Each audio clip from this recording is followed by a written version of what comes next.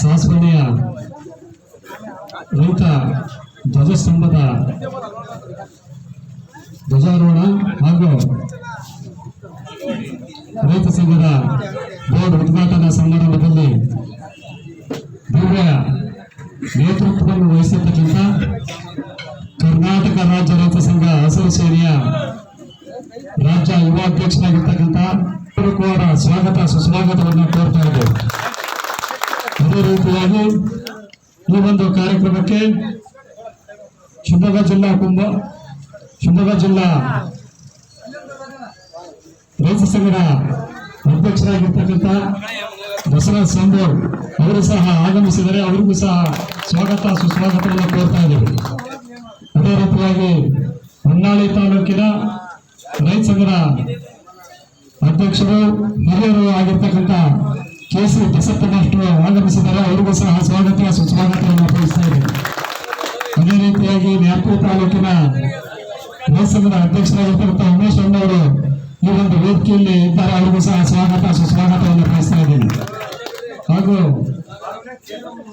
ದಾವಣಗೆರೆ ಜಿಲ್ಲಾ ರೈತ ಸಂಘದ ಕಾರ್ಯದರ್ಶಿಗಳಾಗಿರ್ತಕ್ಕಂಥ ಕಳಸಪ್ಪ ಸುಂಕುಕೋಟೆ ಅವರು ಇದ್ದಾರೆ, ಆಗಮಿಸುತ್ತಿದ್ದಾರೆ, ಅವರಿಗೂ ಸಹ ಸ್ವಾಗತ ಸುಸ್ವಾಗತವನ್ನು ಬಯಸ್ತಾ ಇದ್ದೇವೆ.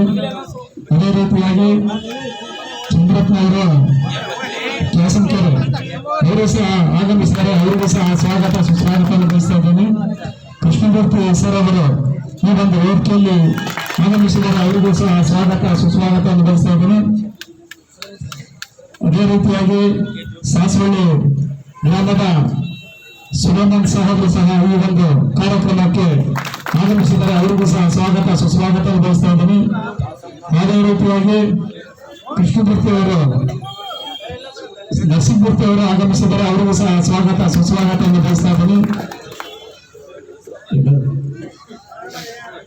ಬರಬೇಕು ಹನುಮಾನ ದಾಸಪ್ಪನವರು ಹಿರಿಯ ಹೋರಾಟಗಾರರು ಸಾಸ್ವಳ್ಳಿಯ ಅವರು ಸಹ ಆಗಮಿಸಿದ್ದಾರೆ, ಅವರಿಗೂ ಸಹ ಸ್ವಾಗತ ಸುಸ್ವಾಗತವನ್ನು ಬಯಸ್ತಾ ಇದ್ದೀನಿ.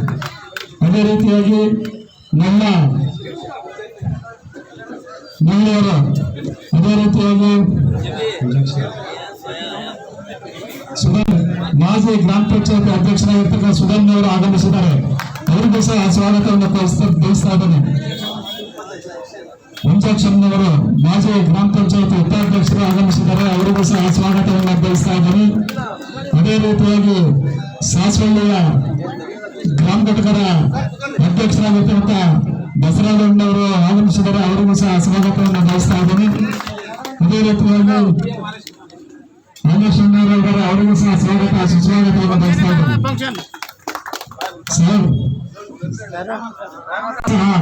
ಈ ಒಂದು ವೇದಿಕೆಯಲ್ಲಿದ್ದಾರೆ, ಅವರಿಗೂ ಸಹ ಸ್ವಾಗತ ಸುಸ್ವಾಗತವನ್ನು ಬಯಸ್ತಾ ಇದ್ದೇನೆ. ಹನುಮಂತಯ್ಯನವರಿದ್ದಾರೆ, ಅವರಿಗೂ ಸಹ ಸ್ವಾಗತ ಸುಸ್ವಾಗತ. ಅದೇ ರೀತಿಯಾಗಿ ಕಾಂತರಾಜ್ ಅವರು ಇಂಜಿನಿಯರ್ ಅವರು ಸಹ ಸ್ವಾಗತ ಸುಸ್ವಾಗತವನ್ನು ಬಯಸ್ತಾ ಇದ್ದೀನಿ. ಅದೇ ರೀತಿಯಾಗಿ ಕಿರಣ್ ಅವರಿದ್ದಾರೆ, ಅವರಿಗೂ ಸಹ ಸ್ವಾಗತ ಸುಸ್ವಾಗತವನ್ನು ಬಯಸ್ತಾ ಇದ್ದೀನಿ. ಈ ಒಂದು ಕಾರ್ಯಕ್ರಮಕ್ಕೆ ಹೋಗ್ಬಿಟ್ಟು ನಮ್ಮ ಅರವಿಂದಣ್ಣವರು ಅದರ ಸ್ವಾಗತ ಸುಸ್ವಾಗತವನ್ನು ಬಯಸ್ತಾ ಇದ್ದೀನಿ. ಅದೇ ರೀತಿಯಾಗಿ ಈ ಒಂದು ಕಾರ್ಯಕ್ರಮಕ್ಕೆ ಎಲ್ಲ ಪತ್ರಿಕಾ ಮಿತ್ರರು ಈ ಒಂದು ಕಾರ್ಯಕ್ರಮಕ್ಕೆ ಆಗಮಿಸಿದರೆ ಅವರಿಗೂ ಸಹ ಉತ್ತರವಾದ ಸ್ವಾಗತ ಸುಸ್ವಾಗತವನ್ನು ಬಯಸ್ತಾ ಇದ್ದೀನಿ.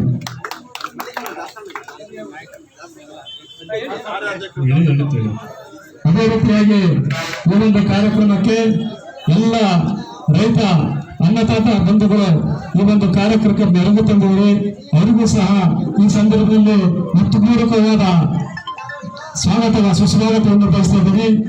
ಮತ್ತೊಮ್ಮೆ ಇಲ್ಲಿರ್ತಕ್ಕಂಥ ಎಲ್ಲ ರೈತ ಬಾಂಧವರಿಗೂ ಸ್ವಾಗತ ಸುಸ್ವಾಗತವನ್ನು ಬಯಸ್ತಾ ಇದ್ದೀನಿ. ಈಗ ಮೊದಲನೇದಾಗಿ ಉದ್ಘಾಟನಾ ಕಾರ್ಯಕ್ರಮವನ್ನು ಎಲ್ಲರೂ ಸೇರಿ ವಹಿಸಿ ನಡೆಸಿಕೊಳ್ಳುವಂತ ಕೇಳ್ಕೊಳ್ತೇವೆ.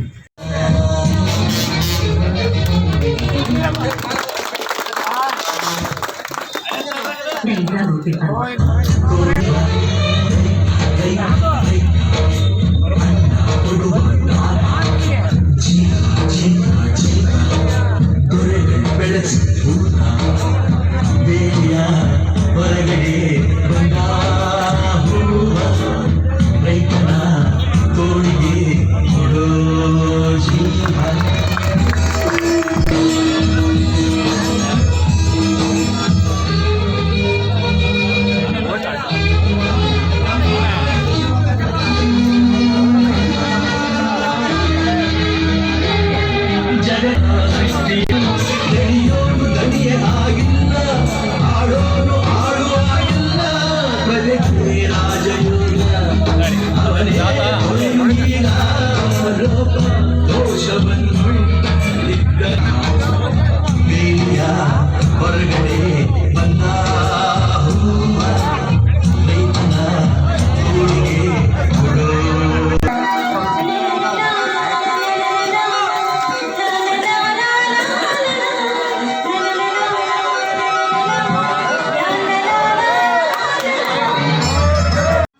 ಈ ವೇದಿಕೆ ಮುಂಭಾಗದಲ್ಲಿ ಅನ್ನದಾತ ಬಂಧುಗಳೇ, ಈಗ ನಾನು ಹೇಳಿದ್ರೆ ಮಾತ್ರ ನೀವು ದೀಕ್ಷೆ ಹಾಕುವ ಉದ್ದೇಶ ಏನಪ್ಪ ಅಂತಂದ್ರೆ, ನಮ್ಮ ರೈತನಿಗೆ ಯಾರಿಗೆ ಅನ್ಯಾಯ ಆಗಿದ್ರು ಕೂಡ ಇದರಲ್ಲಿ ಜಾತಿ ಮತ ಭೇದ ಆ ಅನ್ಯಾಯಕ್ಕೆ ವಿರುದ್ಧವಾಗಿ ನಮ್ಮ ಸಂಘಟನೆ ಶಾಲೆ ಕೊಡ್ತಕ್ಕಂಥ ಉದ್ದೇಶವೇ ಈಗ ಶಾಲ್ ದೀಕ್ಷೆ. ಈಗ ಶಾಲ್ ದೀಕ್ಷೆಯನ್ನ ಕೊಡ್ತಾ ಇದ್ದೀನಿ, ಒಬ್ಬೊಬ್ಬರಾಗಿ ಬರಬೇಕು. ಡಾಕ್ಟರ್ ಕೃಷ್ಣಮೂರ್ತಿ ಕಾಲೇಜ್ ಪ್ರಾಂಶುಪಾಲರು ಸಾಸ್ವೇಳಿ ಅಧ್ಯಕ್ಷರ, ವೆಂಕಟೇಶಪ್ಪ ಸಾಸ್ವೇಳಿ ಕರ್ಕತಂಗ್ ಬೇಗ ಬಂದ್ಬಿಡಿ. ಕಾಲೇಶಪ್ಪ ಸೊಸೈಟಿ ಅಧ್ಯಕ್ಷರು, ಹನುಮಂತಯ್ಯವರು ಲಿಂಗಪುರ, ಹಾಲೇಶ್ ಪಾಟೀಲ್ ಸಾಸ್ವೇಲಿ ಅಲ್ಲಿ ಹೊಸೈಲಿ ಸಾರಿ ಅನ್ನದಾತ ಮಾಡಿರ್ತಕ್ಕಂಥ ಹೊಸೈಲಿ ಹಾಲೇಶ್ ಪಾಟೀಲ್ ಅವರು ಪ್ರಸಾದಾನಿಗಳು, TG ನಾಗರಾಜಪ್ಪ ಸಾಸ್ವೇಲಿ,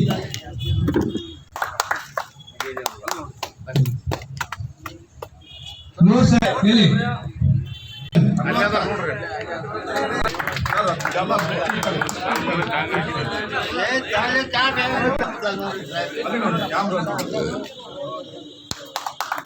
ಸೌಕತ್ ತಾಲಿ ತಾಲಿ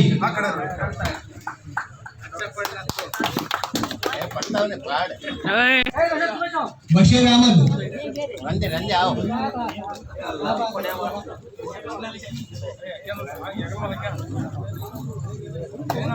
ಇನಾಯತುಲ್ಲಾ, रियाज अहमद,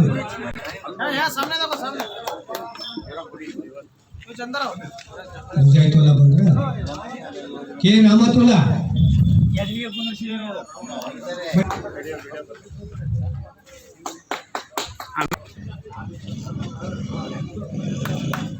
मोहम्मद इमरान,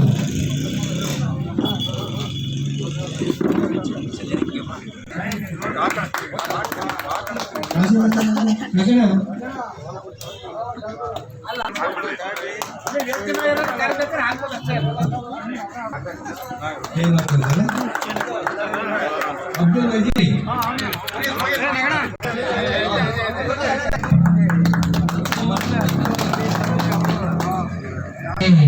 ನಮ್ಮ ಆತ್ಮೀಯ ಕರೆಯನ್ನು ಕೊಟ್ಟಿದ್ವಿ.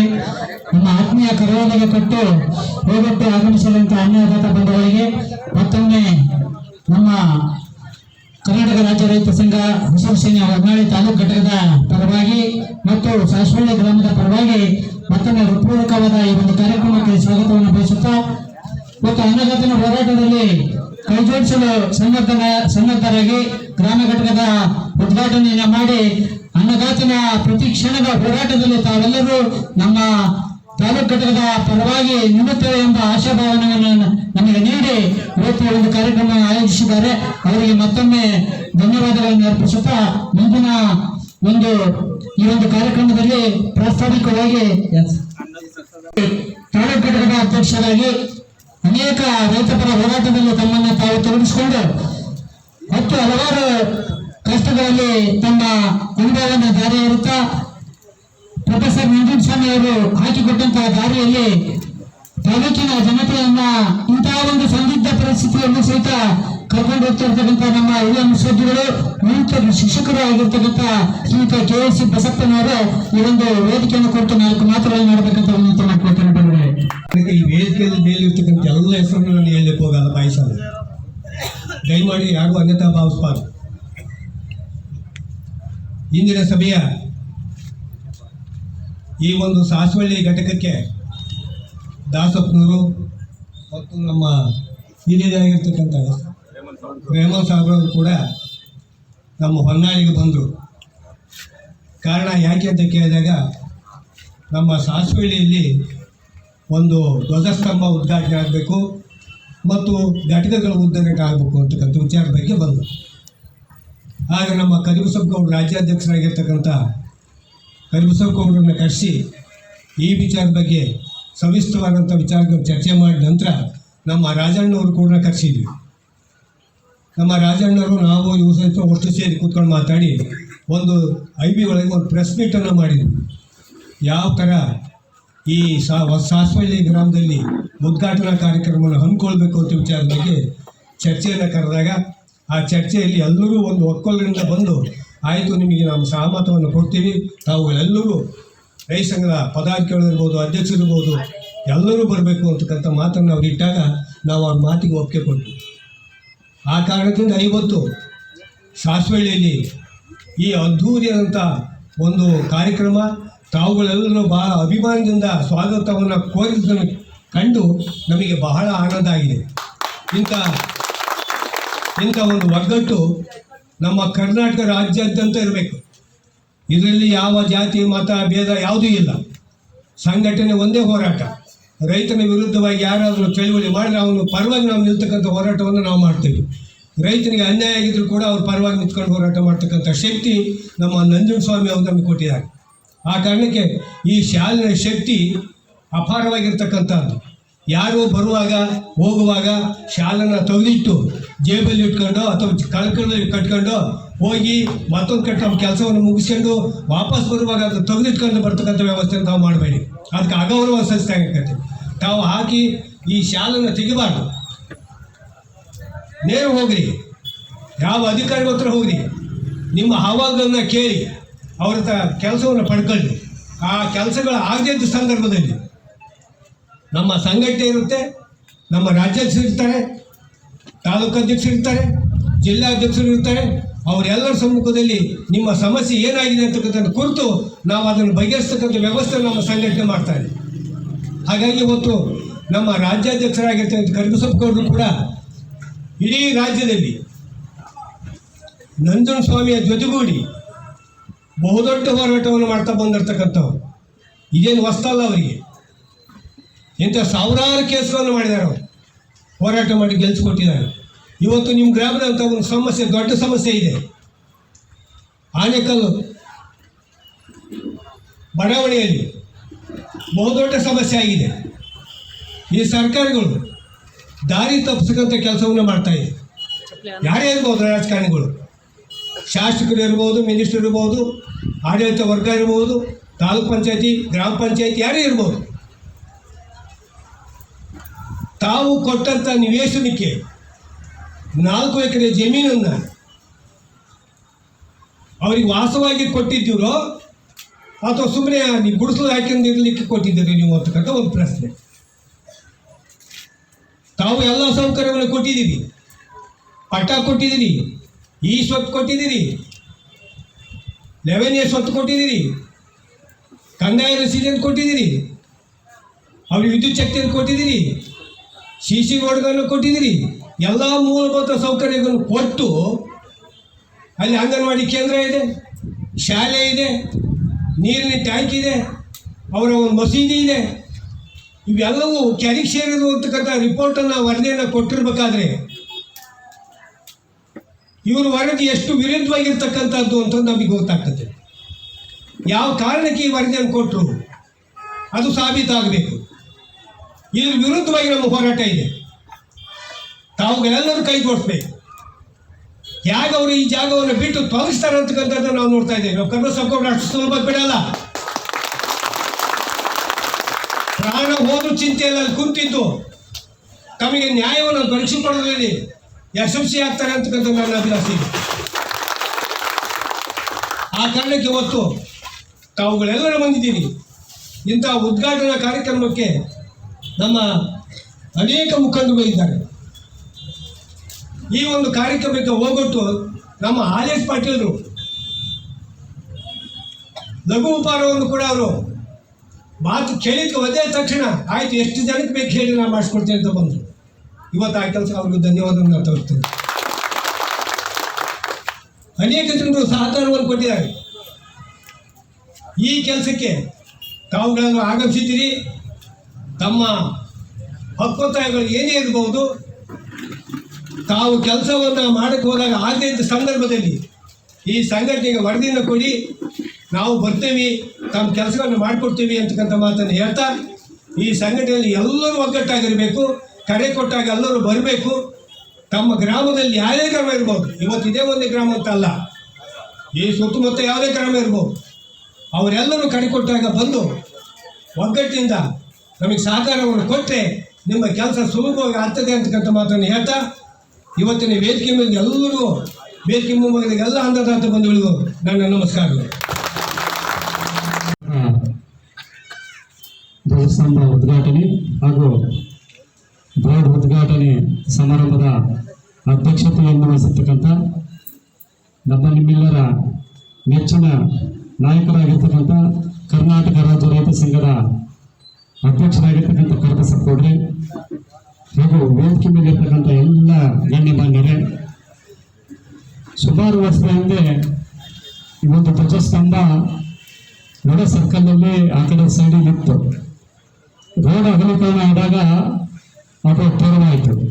ಸಾಕಷ್ಟು ಬಾರಿ ನಮ್ಮ ಕರಬಸಪ್ಪ ಗೌಡ್ರ ಹತ್ರ ದಾಸಪ್ಪನವರು ಹಾಗೂ ಬಸವರಾಜಣ್ಣವರು ಬಂದು ಪ್ರಸ್ತಾಪ ಮಾಡ್ತಾ ಇದ್ರು. ಇದನ್ನ ಧ್ವಜಸ್ತಂಭ ಹೋಗಿದೆ, ನಾವು ಅದನ್ನ ಕಟ್ಟಿ ಉದ್ಘಾಟನೆ ಮಾಡಬೇಕು ಅಂತೇಳಿ. ಗೌಡರು ಯಾವುದೋ ಒಂದು ಸೂಕ್ತವಾದ ಜಾಗ ನೋಡಿ, ಮುಂದೆ ಟಚ್ ಆಗದಂಥ ಜಾಗದ ನೋಡಿ ಕಟ್ಟಿ ಅಂತ ಹೇಳಿದರು. ಅದೇ ರೀತಿಯಾಗಿ ಇದನ್ನು ಕಟ್ಟಿ ಇದನ್ನು ಉದ್ಘಾಟನೆ ಮಾಡಬೇಕು ಅಂತೇಳಿ ಒಂದು 4-5 ಸರಿ ಪೋಸ್ಟ್ಪೋನ್ ಆಯಿತು. ಇನ್ನೊಂದು ವಾರ ಬಿಟ್ಟು ಮಾಡೋಣ, ಇನ್ನೊಂದು ವಾರ ಬಿಟ್ಟು ಮಾಡೋಣ ಅಂತೇಳಿ ಅದೇ ರೀತಿಯಾಗಿ ಇವತ್ತು ಉದ್ಘಾಟನೆ ಆಗಿದೆ. ರೈತ ಸಂಘ ಯಾಕೆ ಬೇಕಪ್ಪ ಅಂದರೆ, ರೈತರ ದೇಶದ ಬೆನ್ನಲ್ಲಿ ಬಂತಾರೆ. ಆದರೆ ಯಾವ ಸರ್ಕಾರಗಳು ಸಹ ಇದನ್ನು ರೈತರನ್ನ ಪರಿಗಣನೆ ಮಾಡಿಲ್ಲ. ಸ್ವಾಮಿನಾಥನ್ ವರದಿ ಏನು ಹೇಳ್ತಪ್ಪ ಅಂದರೆ, ರೈತರ ಭೂಮಿ ಹಾಗೂ ಬೆಳೆ ಏನೇ ಬೆಳೆಯಲಿ ಬೆಳತಕ್ಕಂಥ ಬೆಳೆಗೆ ವೈಜ್ಞಾನಿಕ ಬೆಲೆ ಹಾಗೂ ಅದಕ್ಕೆ ಖರ್ಚು ವೆಚ್ಚ ಎಷ್ಟಾಗುತ್ತೆ ಅದರ 50% ಲಾಭ ರೈತರಿಗೆ ಕೊಡಬೇಕು ಅಂತೇಳಿ ಸುಮಾರು ವರ್ಷದಿಂದ ವರದಿ ಮಾಡಿದ್ದಾರೆ, ಸ್ವಾಮಿನಾಥನ್ ವರದಿ. ಆದರೆ ಇವತ್ತಿನವರೆಗೂ ಸಹ ಯಾವ ಸರ್ಕಾರಗಳಾಗಿರ್ಬೋದು, ಯಾವುದೇ ಪಕ್ಷದ ಸರ್ಕಾರಗಳು ರೈತರ ಬಗ್ಗೆ ನಿರ್ಲಕ್ಷ್ಯ ಧೋರಣೆ ತೋರಿದ್ದಾರೆ. ಎಷ್ಟು ಈಗ ಭತ್ತ ಬೆಳೆಯೋಕ್ಕೆ ಎಷ್ಟು ಖರ್ಚಾಗುತ್ತೆ? ಸುಮಾರು ಎಕರೆಗೆ 30-35 ಸಾವಿರ ಖರ್ಚಾಗುತ್ತೆ. ಆದರೆ ಭತ್ತ ಬಂದಾಗ 1700-1800 ಬೆಳೆ ಬರುತ್ತೆ. ಲೆಕ್ಕ ಹಾಕಿದ್ರೆ ಅದರದ್ದು ಭತ್ತದ ಬೆಳೆಗಿಂತ ಖರ್ಚು ಜಾಸ್ತಿ ಆಗುತ್ತೆ. ಈ ಸರ್ಕಾರಗಳು ಯಾಕೆ ಇದ್ರ ಗಮನ ತೆಗಿತಾ ಇಲ್ಲ ರೈತರ ಬಗ್ಗೆ ಅಂತ? ಇನ್ನು ಮೆಕ್ಕೆಜೋಳ, ಈ ದಾವಣಗೆರೆ ಜಿಲ್ಲೆ 80% ಜನ ಮೆಕ್ಕೆಜೋಳ ಬೆಳೀತಾರೆ. ಅದು ಸಹ ಅಷ್ಟೇ, ಸುಮಾರು 30-32 ಸಾವಿರ ಎಕರೆ ಖರ್ಚು ಬರ್ತದೆ. ಹೋದ ಸರಿ 2200-300 ಮೆಕ್ಕೆಜೋಳ ಇತ್ತು. ಈ ಸರಿ 1600-1700 ರೂಪಾಯಿ ಮೆಕ್ಕೆಜೋಳ. ಪೂರ್ತಿ ಲೆಕ್ಕ ಹಾಕಿದ್ರೆ ಮೆಕ್ಕೆಜೋಳ ತಗೊಂಡಕ್ಕಿಂತ ಹೆಚ್ಚಿಗೆ ಖರ್ಚೆ ಮಾಡಿದಂಗೆ ಆಗಲ್ಲ.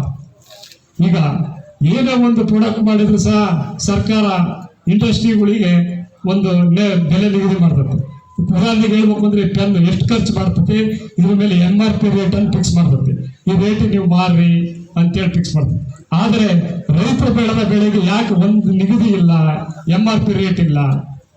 ಎಲ್ಲ ರೈತ ಸಂಘಟನೆಗಳು ಒಗ್ಗಟ್ಟಾಗಿ ಈ ಒಂದು ಸರ್ಕಾರಕ್ಕೆ ಎಚ್ಚರಿಕೆ ಮೂಡಿಸ್ಬೇಕು ಅಂತ ಹೇಳ್ತಾ, ಅದೇ ರೀತಿಯಾಗಿ ಈಗ ಗೊಬ್ಬರ ರೇಟ್ ಸಿಕ್ಕಾಪಟ್ಟೆ ರೇಟ್ ಆಗಿದೆ. ಸುಮಾರು DAP ಗೊಬ್ಬರ 1200 1800 ರೂಪಾಯಿ ಆಗಿದೆ. ಎಲ್ಲವೂ ಅಷ್ಟೇ 500-600 ರೂಪಾಯಿ ಒಂದು ಮೂಟೆಗೆ. 1800-1900 ರೇಟ್ ಜಾಸ್ತಿ ಆಗಿದೆ. ಮೊನ್ನೆ ನಮ್ಮ ಕರಬಸಪ್ಪ ಇದನ್ನು ಮನೆಗೊಂಡು ಎಲ್ಲ ಅಧಿಕಾರಿಗಳು, ಕೃಷಿ ಅಧಿಕಾರಿಗಳು ಹಾಗೂ ಗೊಬ್ಬರ ಡೀಲರ್ಗಳನ್ನೆಲ್ಲ ಸೇರಿಸಿ ಹೊನ್ನಾಳಿಯಲ್ಲಿ ಒಂದು ಬೃಹತ್ ಸಭೆ ಮಾಡಿದರು. ಯಾಕಪ್ಪ ರೇಟ್ ಜಾಸ್ತಿ ಮಾಡ್ತಾರೆ, ನಿಮ್ ಗಮನಕ್ಕೆ ಬಂದಿಲ್ಲ? ಎಲ್ಲ ನಮ್ಮ ಅಧಿಕಾರಿ ಮಿತ್ರರಿಗೆ ಸಲಹೆಗಳನ್ನು ಕೊಟ್ಟರು. ಎಲ್ಲ ಗೊಬ್ಬರದ ಡೀಲರ್ಗಳು ಏನ್ ಪ್ರೈಸ್ ಐತಿ, ಎಷ್ಟು ಸ್ಟಾಕ್ ಐತಿ, ಯಾವುದು ಗೊಬ್ಬರ ಏನೇ ರೇಟಿ ಮಾರ್ತೀರಿ ಅದನ್ನ ನೀವು ಅನುಮೋದನೆ ಮಾಡಬೇಕು. ಅನುಮೋದನೆ ಮಾಡಿದ್ರೆ ನಿಮ್ಮ ಗೊಬ್ಬರಗಳ ಲೈಸೆನ್ಸ್ ರದ್ದು ಮಾಡಬೇಕು ಅಂತ ಖಂಡಿತವಾಗಿ ಅವರು ಸಭೆಗೆ ಸೂಚನೆ ನೀಡಿದ್ರು. ಅದರಂತೆ ಎಲ್ಲ ಗೊಬ್ಬರದ ಅಂಗಡಿಗಳಲ್ಲಿ ಸ್ವಲ್ಪ ಬದಲಾಗಿದೆ. ಎಲ್ಲರೂ ಸಹ ಬೋರ್ಡನ್ನು ಹಾಕಿದ್ದಾರೆ. ಒಂದು 50 ರೂಪಾಯಿ ಹೆಚ್ಚಿಗೆ ತಗೊಳಕ್ಕೂ ಹಿಂದೆ ಮುಂದೆ ಮಾಡ್ತಿದ್ದಾರೆ. ಮೊದಲು ಹಂಗಲ್ಲ, ಯಾರು ಎಲ್ಲಿ ಬೇಕಲ್ಲಿ ಈ ಮಳೆ ಬಂತು ಸಡಕ ರೈತರು ಬೀಜ ಗೊಬ್ಬರ ಕ್ಯೂ ನಿಂತ್ಕೊಳ್ಳೋದು, ಅವ್ರು ಎಷ್ಟು ಹೇಳ್ತಾರೆ ಅಷ್ಟು ಗೊಬ್ಬರ ರೇಟ್ ಕೊಟ್ಟು ತಗೊಳ್ಳೋದು, ಈ ತರ ಆಗಿತ್ತು. ರೈತ ಒಗ್ಗಟ್ಟಾಗಿದ್ರೆ ಇದನ್ನೆಲ್ಲ ಮಾಡ್ಲಿಕ್ಕೆ ಸಾಧ್ಯ. ನಾವೆಲ್ಲ ಸೇರಿ ಶಕ್ತಿ ಕೊಟ್ಟರೆ ಕರ್ಬಸಪ್ಪ ಗೌಡರಿಗೆ ಅವರು ಮುನ್ನುಗ್ಗಿ ಇಡೀ ನಮ್ಮ ರಾಜ್ಯದ ಸ್ಟೇಟ್ ಲೆವೆಲ್ ರಾಷ್ಟ್ರ ಲೆವೆಲ್ನಲ್ಲಿ ಕೆಲಸ ಮಾಡಲಿಕ್ಕೆ ಸಿದ್ಧರಾಗಿದ್ದಾರೆ. ಅದೇ ರೀತಿಯಾಗಿ ಮುಂದಿನ ದಿನಗಳಲ್ಲಿ ಈಗ ಈ ಬೆಸ್ಕಾಂ ಅನ್ನ ಖಾಸಗೀಕರಣ ಮಾಡಲಿ ಈಗ ಮೋದಿ ಸರ್ಕಾರ ಹೊಂಟಿದೆ. ಅಂದ್ರೆ ಪ್ರೈವೇಟೈಸೇಷನ್. ಕರೆಂಟ್ ಏನದಾವೆ ರೈತರಿಗೆ ಅಷ್ಟೇ ಅಲ್ಲ, ಇದು ಎಲ್ಲ ಮಳಿಗೆ ವರ್ತಕರಿಗೆ ಮನೆಗೆ ಎಲ್ಲಕ್ಕೂ ಸಹ ಮೀಟ್ರು ಖಾಸಗೀಕರಣ. ಟಾಟಾ ಪವರ್ ಲಿಮಿಟೆಡ್ಗೆ ಖಾಸಗೀಕರಣ ಇದನ್ನ ಕೊಡ್ಲಿಕ್ಕೆ ಹೊರಟಿದ್ದಾರೆ. ಇದೊಂದು ದೊಡ್ಡ ದುರಂತ. ಎಲ್ಲ ರೈತ ಬಾಂಧವರು ವರ್ತಕರು ಜನರ ಎಲ್ಲರೂ ಇದಕ್ಕೆ ಕಡಿವಾಣ ಹಾಕಿದ್ರೆ ಮುಂದಿನ ದಿನಗಳಲ್ಲಿ ಈಗ ಮೊಬೈಲ್ಗೆ ಹೆಂಗ್ ಕರೆನ್ಸಿ ಹಾಕ್ತಾರ ಆ ತರ ಕರೆನ್ಸಿ ಹಾಕ್ಸ್ಕೊಂಡು ಕರೆಂಟ್ ಉಪಯೋಗಿಸ್ಬೇಕಾಗತ್ತೆ. ಅದು ತಕ್ಷಣವಾಗಿ ಹೆಂಗ್ ಮೊಬೈಲಿಗೆ ಕರೆನ್ಸಿ ಹಾಕಿ ದುಡ್ಡು ಖಾಲಿ ಅಥವಾ ಕಟ್ಟಕತ್ತೆ, ಅದೇ ರೀತಿಯಾಗಿ ಎಲ್ಲ ಮಳಿಗೆಗಳಲ್ಲಿ ಹಾಗೂ ರೈತರ ಪಂಪ್ ಸೆಟ್ಗಳಲ್ಲಿ ಕರೆಂಟ್ ಕಟ್ಟಕತ್ತೆ. ಈ ಹುನ್ನಾರವನ್ನು ಕೇಂದ್ರ ಸರ್ಕಾರ ಮಾಡ್ತಾ ಐತಿ ಹಾಗೂ ರಾಜ್ಯ ಸರ್ಕಾರವನ್ನು ಇದಕ್ಕೆ ಕೈ ಜೋಡಿಸ್ತಾ ಇದೆ. ದಯಮಾಡಿ ರೈತ ಬಾಂಧವರಲ್ಲಿ ಮನೆ ಮಾಡ್ಕೊಳ್ಳೋದೇನೆಂದ್ರೆ, ಈಗ ನಾಳೆ ಕರ್ಬಸಪ್ಪ ಗೌಡರು ಹಾಗೂ ಎಲ್ಲರ ಸಮ್ಮುಖದಲ್ಲಿ ಹೊನ್ನಾಳಿಯಲ್ಲಿ ಬೃಹತ್ ಪ್ರತಿಭಟನೆ ಮಾಡಲಿಕ್ಕೆ ಈಗ ಹಮ್ಮಿಕೊಂಡಿದ್ದಾರೆ. ದಯಮಾಡಿ ಎಲ್ಲ ರೈತ ಬಾಂಧವರು ಈ ಒಂದು ಕಾರ್ಯಕ್ರಮಕ್ಕೆ ಹೊನ್ನಾಳಿಯಲ್ಲಿ ಬಂದು ಈ ಕಾರ್ಯಕ್ರಮವನ್ನು ಯಶಸ್ವಿ ಮಾಡಿಕೊಡ್ಬೇಕು ಅಂತ ತಮ್ಮಲ್ಲಿ ವಿನಂತಿಯನ್ನು ಮಾಡ್ಕೊಂತ ಈ ಇದುವರೆಗೂ ಮಾತಾಡಿ